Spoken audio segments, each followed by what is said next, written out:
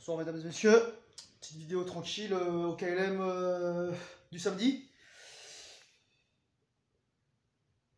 Je dois être à 115 jours de rétention là, un truc comme ça. Là, je vais bientôt dans le 4e mois. Et en fait, comparé à la dernière fois où j'étais encore dans le Power Mindset, je suis tellement différent là, il s'est tellement passé des choses dans ma vie.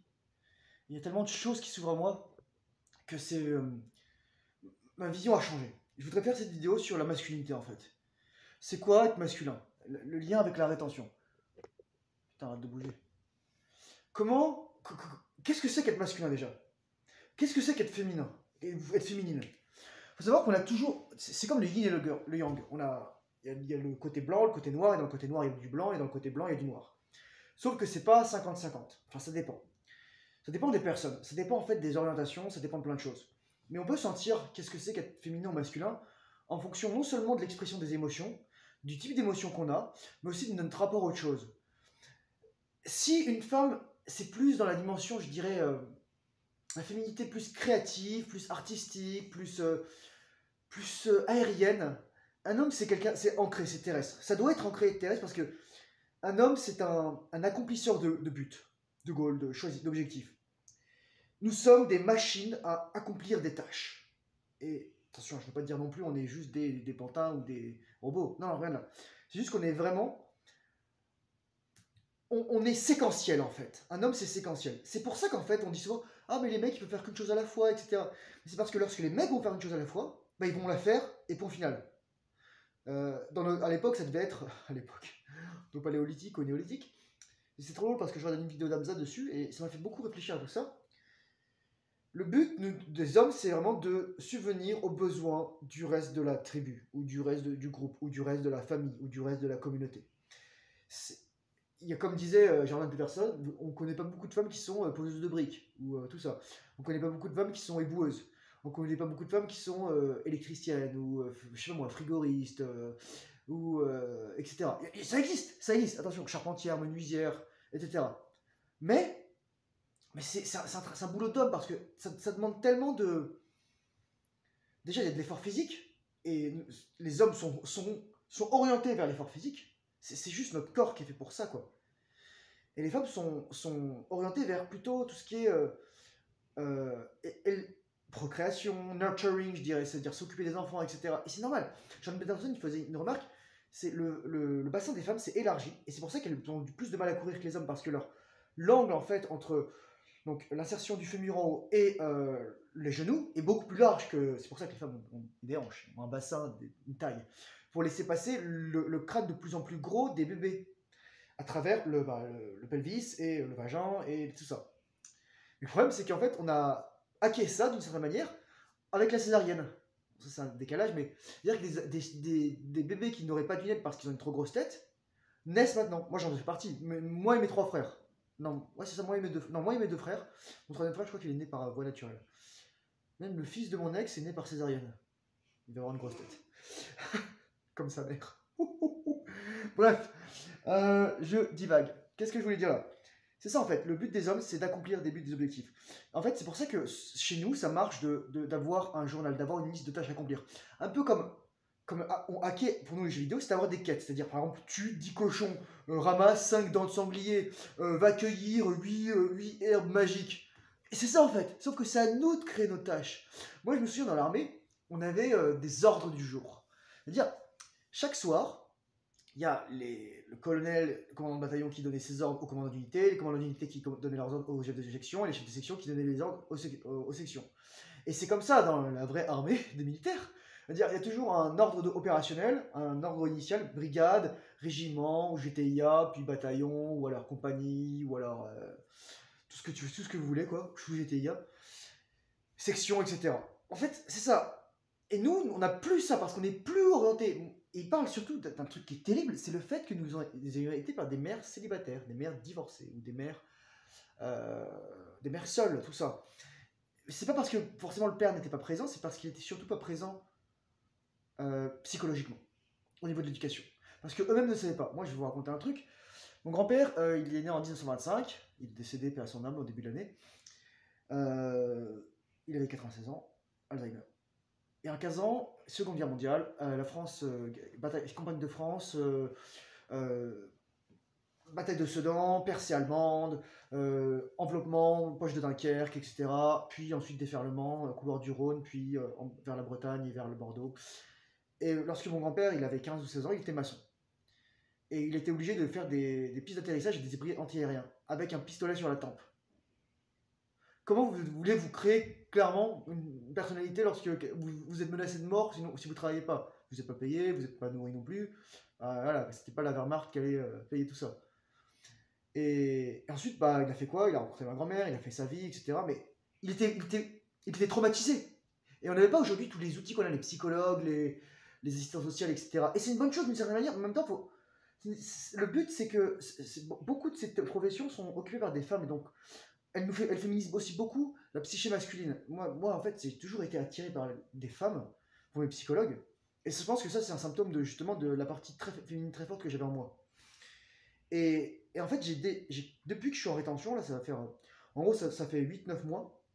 Et j'ai fait 6 mois, puis là, je vais faire 4 mois, donc ça va faire. Ouais, c'est ça, ça fait faire 10 mois. Et en fait, j'ai changé à niveau de l'agressivité, au niveau de l'assertivité. En gros, à un moment, Joko Willing qui dit: oh, faut pas vous faire traiter comme un paillasson, un dormate. Et l'autre jour, j'étais à la bibliothèque, moi j'étais en train de méditer, et les gens claquaient la porte, ça me pétait les couilles. Et là, il y a un grand mec, 6 pieds 4, 6 pieds 5, une nana qui parle super fort. Et je me tourne, je dis: chut, comme ça. Et les mecs, ils s'arrêtent littéralement, ils disent: c'est qui ce mec qui nous dit de nous fermer notre gueule? Ouais, je fais: mec, t'es dans une bibliothèque, tu fermes ta gueule. Ok? Donc je reviens sur ce regard. Et il y a une crainte qui est venue, il me dit: ça se trouve, ils vont m'attendre à la sortie, ils vont me casser la gueule. Parce que c'est des peurs en fait qu'on a derrière. On a été tellement habitués à fermer notre gueule, à être bullied, à être vraiment martyrisé, harcelé, tout ça, qu'on a presque des réflexes comme ça. Et finalement, il s'est rien passé. Enfin, voilà, le mec, il a fermé sa gueule, ils ont continué, quoi. Le nana aussi, d'ailleurs. Et voilà. Et c'est ça, en fait. Vraiment, vous prenez les rênes de votre vie. Et là, vraiment, moi, je fais beaucoup de yoga show, donc je suis avec beaucoup de femmes, en fait. Donc, beaucoup d'énergie féminine. Et en fait, malheureusement, je sais pas pourquoi, mais non. C'est très bizarre parce que je sais que je suis pas féminin dans ce cas-là, parce qu'il y a beaucoup de femmes qui viennent me voir pour discuter avec moi, en fait. Et surtout, d'ailleurs, pour apprendre à me connaître, ou alors échanger avec des contacts. Si vous voyez ce que je veux dire. Filer leur Instagram, etc. Mais sans arrogance de ma part, c'est-à-dire, je me dis: oh bah c'est cool, en fait. J'apprécie l'attention féminine. J'apprécie ça, en fait. J'apprécie l'échange, j'apprécie les personnes, j'apprécie en fait, d'être un homme parmi les femmes. Et c'est ça qu'en fait que je suis en train d'équilibrer. Parce qu'on a c'est à nous de voir quelle partie est féminine, quelle partie masculine. Et je pense que c'est aussi, surtout au niveau des émotions, c'est-à-dire, maintenant mes émotions, elles sont très... lorsque j'ai des émotions négatives, c'est plus des émotions de tristesse, de culpabilité, c'est plutôt des émotions de hargne, de colère, de fureur, de... Ok, là je veux bouffer les choses, je veux vraiment que ça bouge, voilà. Et je veux accomplir des buts, je veux gagner de l'argent, je veux me former, je veux réussir, je veux performer, je veux monter en grade dans mon entreprise, je veux faire des clauses, je veux montrer ce que je vaux, quoi. Et c'est ça, en fait. Une fois que vous avez cette énergie à l'intérieur de vous, à travers la rétention, vous avez pas beaucoup de moyens de la transmuter, en fait. La transmutation, ça peut être soit travail physique pur, c'est-à-dire sport, etc., soit ça va être élévation du statut social. Et la testostérone, c'est pour ça qu'au bout d'un moment, moi, j'avais craqué après presque 6 mois, parce que je stagnais, en fait. Et donc, l'énergie qui montait en moi, fallait qu'elle trouve un exutoire. Et il n'y avait pas encore l'exutoire. Parce qu'en plus, c'était encore le couvre-feu, le yoga n'est pas rouvert, ça a rouvert le 14 février. Je vois de la Saint-Valentin, que j'ai passé seul. Et c'était le 8 février, mon relapse. Et voilà. Et là, je sais que je transmute à fond parce que déjà aujourd'hui, j'ai nettoyé toute la maison, j'ai nettoyé tout mon appart, j'ai fait vraiment le ménage, j'ai fait la lessive, j'ai pris soin de moi. J'avais une mission, c'était nettoyer mon appart, c'est ça. Bon, maintenant, il faut que je fasse ma chambre. Voilà. Mais c'est ça. Le but, c'est plus dur, c'est pour ça que c'est de se donner des missions. Et au début, il faut commencer tout doucement. Il faut avoir en quelque sorte, c'est comme une boule de neige. On commence tout petit pour faire une grosse boule de neige. Et au début, moi, c'est pour ça que je dis aux gens, je voudrais être plus accountable, plus avoir d'habitude, plus être fiable. Il faut construire un track record, un historique de réussite. Comment on fait ça? On fait son lit, on fait le ménage, on fait 10 pompes le matin, on médite 2 minutes, on médite 5 minutes peut-être, on prend une douche tiède, presque pas encore froide, on fait des petites choses, littéralement on se donne des petites quêtes et on réussit, et on les coche. Et l'effet psychologique de la complétion d'une tâche est impressionnant. Parce que c'est très dur, déjà pour le cerveau humain, d'estimer le temps qu'on va passer pour une tâche, sauf si c'est chronométré. Et la deuxième chose, c'est dur pour le cerveau d'estimer la réalisation d'une tâche. Plus c'est éthéré, plus c'est abstrait, plus c'est difficile. Par exemple, c'est la résolution d'un problème mathématique. Donc voilà, le cerveau ne peut pas dire. Par exemple, si vous devez couper du bois, Sigmund Freud disait, couper du bois est l'activité la plus gratifiante parce que vous voyez directement les résultats de votre travail. Et moi, l'autre jour, j'ai construit un truc en bois. Je la montrerai un de ces quatre. C'est une petite une planche inclinée pour pouvoir faire des squats inclinés en fait. Pour pouvoir s'étirer les mollets. Et j'ai construit moi-même et j'étais tellement fier. Après, je me suis dit, j'ai fait le plan. Je suis allé acheter les morceaux de bois. Ça m'a coûté 25$, 30$ avec les pièces. Et j'ai créé un truc. Et c'est ça en fait, quand je vous disais, ce qui vous permet la rétention, c'est la création. Et j'ai amené quelque chose dans ce monde. J'ai pris de la matière première et j'en ai fait un produit. Donc, c'est comme ça qu'on devient masculin, c'est en se donnant des buts, c'est en accomplissant des tâches. Il faut commencer tout petit au début parce qu'on a tellement été féminisés, on a été tellement... toutes les profs au primaire, à l'école, c'était femmes.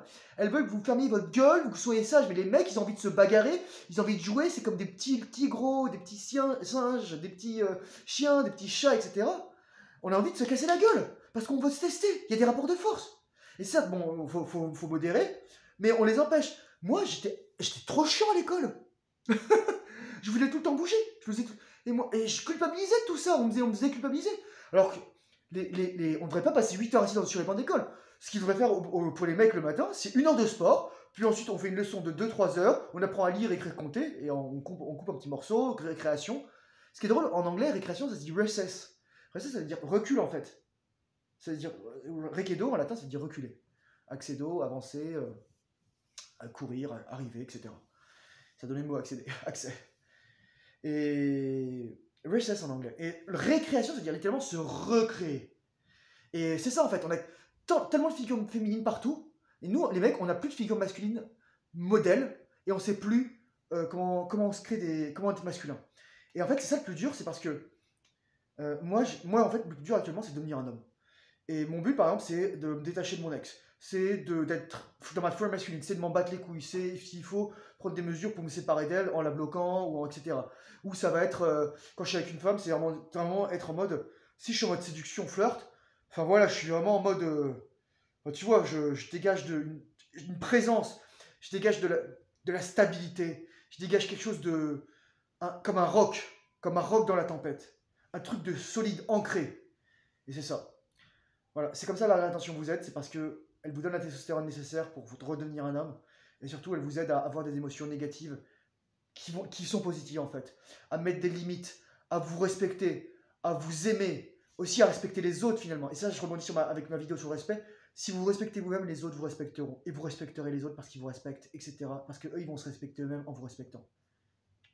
Voilà, c'est une excellente soirée, courage, force et honneur. Bonne rétention, bonne transmutation, bonne création. Beaucoup d'amour, beaucoup de lumière et beaucoup de force.